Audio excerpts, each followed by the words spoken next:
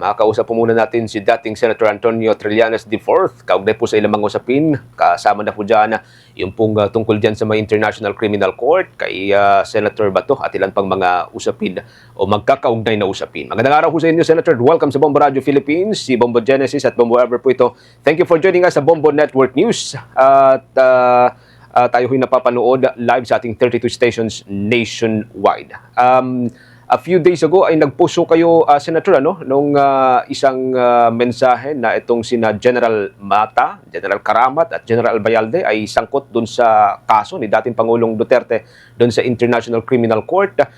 Siguro unang katanungan, hingi po kami ng context dun po sa inyo pong naging post, Senator. Yan po ang nakalap natin na impormasyon to those privy to the investigations regarding the ICC case. So may posibilidad po na ilalabas yung warrant o meron pang ilalabas na warrant laban po sa kanila, Senator? Eventually, gano'n na ang nagiging mga direction niyan, similar to what happened kay Duterte. Nagsimula ng case build-up sa investigation. Pagka naabot na yung threshold ng evidence to necessitate the issuance of a warrant, so maglalabas ng warrant. So ganun din yung kay Bato. So yan, sila yung mga iba pang nakasangkot. Bale, ano pong kategorya ho nila? Co-perpetrators pa rin? Yes.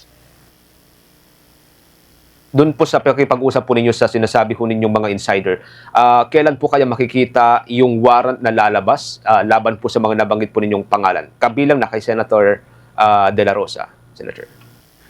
Mga next year na yan. Next year na yan, pero continuous yung kanilang investigation at case build-up. At just like in the case ni Duterte and ni Bato, hindi mo alam kung kailan lalabas yung warrant until it actually happens. So magkakaroon ka lang siguro ng heads up for a couple of weeks. Magkakaroon ka ng idea na palabas na yan. Pero ultimately, it will come out as a surprise. Kaya itong mga na-mention na ito, meron pa rin silang opportunity to cooperate and be a witness for the ICC. Just like yung ginawa ni Garma. Ibig po niyong sabihin, pwede pa po silang pumunta dun sa International Criminal Court or tumawag sa ICC para tumestigo laban kay dating Pangulong Duterte? Meron mga parang hotlines or focal points yung ICC na pwede nilang daanan. In fact, naka-post naman yon. Gustong magbigay ng testimonya, meron silang open email at hotline. So, marireach nila yun. Alright. What about naman po dun kay dati po na PCSO General Manager Regina Garma? Ano po yung kwento sa kanya po? Dahil kung babalikan po yung naging post po ninyo, sabi po ninyo, tinanggap na po siya ng International Criminal Court. Does it mean na nasa Netherlands na po siya? I'm not privy to sa exact location niya, pero masasabi natin na ano na siya, nasa kamay na siya ng ICC. Alright. Yun pa rin po ba yung titestiguhin po niya, yung tungkol po dun sa kaalaman niya, dun sa umano'y kuta at payment doon po sa drug war? Ano pa rin yan? Tuloy-tuloy pa rin yan, pero syempre merong primacy, no? Yung since wala siya dito sa ating bansa, may primacy yung yung pagiging testigo niya sa ICC. Pagka pumunta siya rito, dito naman mabibigyan ng priority yung local case at siya, ma-detain siya kasi non-bailable crime yung murder ni late General Barayuga.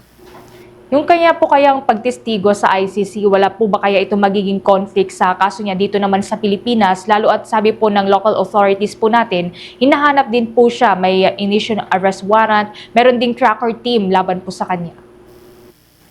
Yes, at kung paano na organisa yung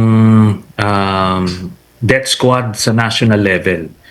Kasi na-mention niya ni Las Cañas, nakasama si Garma dun sa pagbuo ng National Death Squad nung presidente na si Duterte, at kinumpirma ito ni Garma mismo nung siya ay nag-testify sa Quadcom, at nung mga panahon na yon ay na-interview na rin siya ng ICC. If ever po kaya, tutulungan po siya ng ICC na makabiyay away from the eyes of Philippine authorities at nang maging na rin po ng Interpol. Hindi. Hindi sila pwedeng makialam sa ating local case, pero sa jurisdiction-wise, wala sa Philippine jurisdiction kasi si Garma. Oo nga po. Kaya mas magkakaroon ng value yung pagte-testify niya dun sa ICC. At balikan ko lamang din po ito, Senator. About 5 days ago, may post po ang ICC about sa pangangailangan nito ng additional pa na translator para sa Cebuano at Filipino. Possible po kaya na may connection nito sa nababanggit po ninyo na additional pa na co-perpetrator na posible isyuhan po ng arrest warrant? Meron po. May direct na correct na connection yan. Hindi lang para sa kanilang apat. Excuse me. Hindi lang para sa kanilang apat, kundi para din dun sa upcoming trial ni Duterte, at dun sa kay Bato, case ni Bato, tapos meron pa rin kay Bongo. So lahat ito ay pinaghahandaan nila kasi during the investigation process merong kasamang translator palagi para in case hindi komportable yung mga testigo,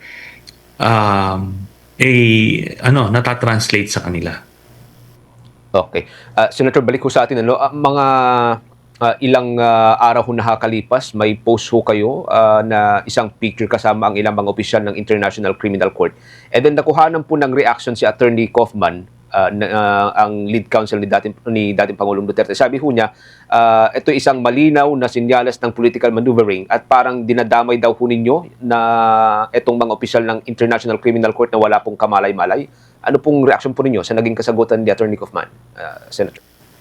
He knows na ang external personalities, external players cannot influence in any way yung ICC pre-trial chamber. Hindi pwedeng mabubulungan mo o masusulsulan mo. They go by the evidence. At itong mga statements niya lumalabas lang kasi puro talo siya kaya naghahanap siya ng ibe-blame. Kaya yun na lang yun. Kailangan na galing-galingan na lang niya. Part pa po ng kanyang statement, Senators, that balang araw daw ay ma-expose din yung political maneuvering nito at itinuturo din ho niya ito bilang pangunahing dahilan kung bakit po inaresto. Una ay inaresto si dating Pangulong Duterte at tuluyan po siyang dinala doon sa may The Hague, Senator. He can do what he wants to do.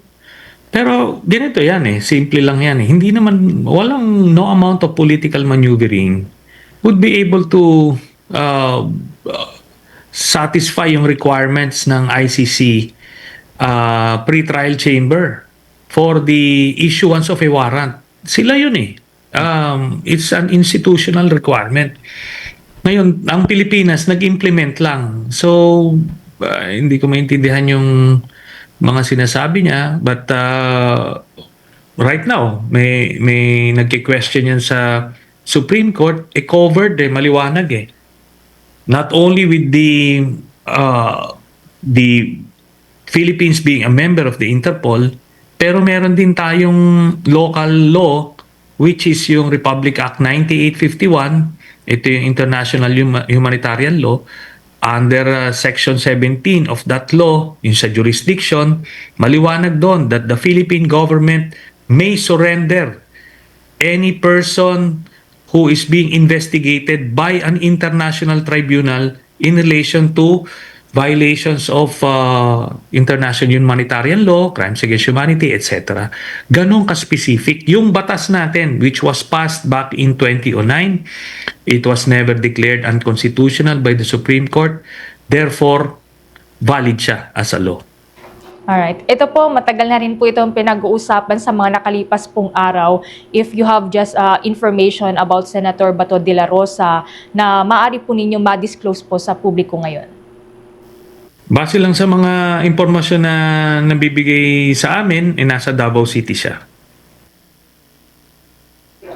If ever po, may plano po ba kayang lumabas si Senator Bato de la Rosa? Lalo na't Christmas po ngayon, marami pong mga pagtitipon sa palagay po ninyo. Pwede niya subukan. Pwede niya subukan lumabas, sa palaran siya. Yun. But for what I know is wala na siyang planong lumabas at umattend sa Senado. Pero paano ho yan? Kasi parang wala pa pong verified na warrant of arrest na naisa sa publiko. Although kanina may post po si Attorney Harry Roque na meron ng warrant of arrest laban kay Senator De La Rosa. Pero sa yung mga impormasyon, ano po nakuha po ninyo dito? And ano ito, parang tinataguan po ni Senator Bato ang isang impormasyon na wala pang, hindi pa po verified so far, Senator. So yun na nga. Ano yun? He can roll the dice on that one. Meron ba o wala ba? May mga contact naman siya dyan sa PNP. Matatanong niya, di ba? May contact siya sa government. Kung meron bang warrant o wala. So, yun. Pwede niyang isugal yun. Puro Senator, is it possible na may mga tumutulong po sa kanya or may kasama po siyang dun sa kung saan po siya naroon ngayon, tulad ng mga miyembro po ng Armed Forces of the Philippines or ng Philippine National Police, Senator? No, wala. Sa mga ganyang bagay, the less people ang nakakaalam ng exact whereabouts mo, the better. Kasi yung mga yan mismo ang magbebenta sa'yo in the future. Okay. Senator, hanggang sa mga susunod na kayo po yung makausap sa Bombo Radio Philippines, kaugnay pa rin po sa iba't ibang mga usapin. Thank you for joining us sa Bombo Radio Philippines, Senator. Maraming salamat sa iyo, Bombo Genesis, at sa inyong himpilan sa pagkakataong marinig ako na ating mga kababayan. Maraming salamat po.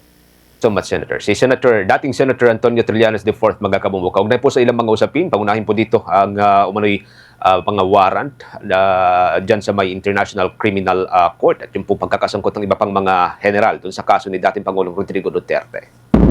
For the most trusted source of news and information, visit our website at www.bomboradio.com. Follow us on Bombo Radio mobile app, Facebook, YouTube, TikTok, and X, formerly Twitter.